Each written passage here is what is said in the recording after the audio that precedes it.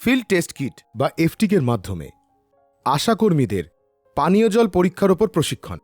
এই ভিডিওটিতে আমরা ফিল্ড টেস্ট কিট বা এফটিকে ব্যবহার করে জলের নমুনাকে ক্লোরাইড মাপা শিখব। এই নমুনাটিতে কত পরিমাণ ক্লোরাইড আছে বা না আছে সেটি আমরা এই ফিল্ড টেস্ট কিটের মাধ্যমে মাপার চেষ্টা করব। তার জন্য প্রথমেই আমাদের এই নমুনাটিকে এই মেজারিং সিলিন্ডারের সাহায্যে 2 ml মেপে নিতে হবে এবং সেই নমুনাটিকে 2 ml মাপার পর এই টেস্ট টিউবে ঢেলে নিতে হবে।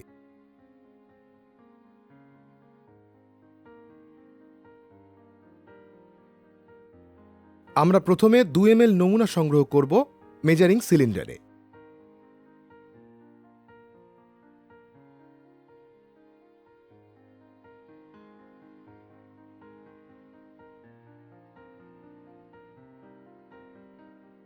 এবার আমরা এই নমুনাটিকে টেস্ট টিউবে ঢেলে নেব।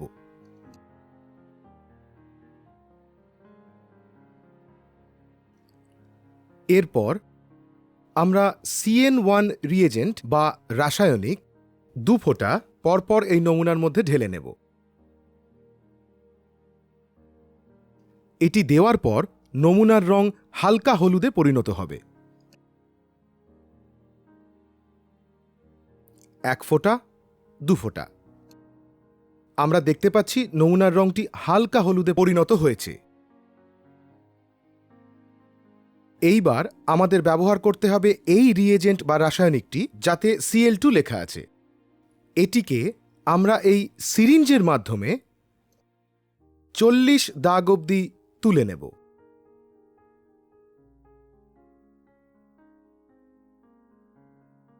আমরা 40 দাগ অবধি Cl2 রিয়েজেন্ট এই সিরিঞ্জে তুলে নিয়েছি।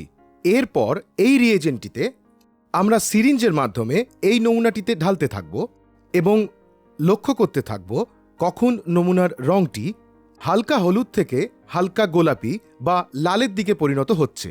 যখনই সেটা হয়ে যাবে তখনই আমাদের থামতে হবে এবং এই রিয়েজেন্টটি আস্তে আস্তে ঢালতে ঢালতে আমাদের নমুনাটিকে আস্তে আস্তে নাড়াতে হবে। আমরা দেখতে পাচ্ছি অল্প একটু রিয়েজেন্ট দেওয়ার পরই নমুনার রংটি হালকা গোলাপিতে পরিণত হয়েছে, আর এখানেই আমাদের থামতে হবে। এরপর আমরা সিরিঞ্জে ফিরে যাব। আমরা দেখতে পাচ্ছি যে আমরা 40 দাগ অবধি রিয়েজেন্ট নিয়েছিলাম, কিন্তু পিস্টনটি এখন থামার পর এসে গেছে 30 দাগ অবধি। কাজেই আমি 10 দাগ Cl2 রিয়েজেন্ট ব্যবহার করেছি।